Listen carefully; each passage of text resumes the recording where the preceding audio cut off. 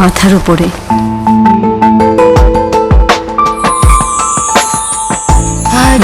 অভ্যাসটা যায়নি এখনো।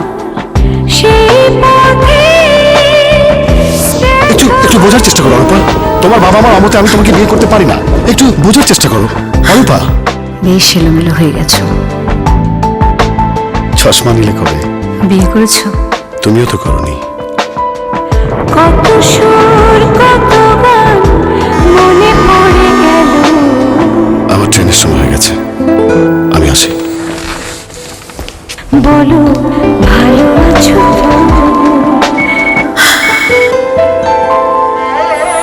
হ্যালো, ভীষণ বৃষ্টি হচ্ছে, একটু বাইরে আসবে?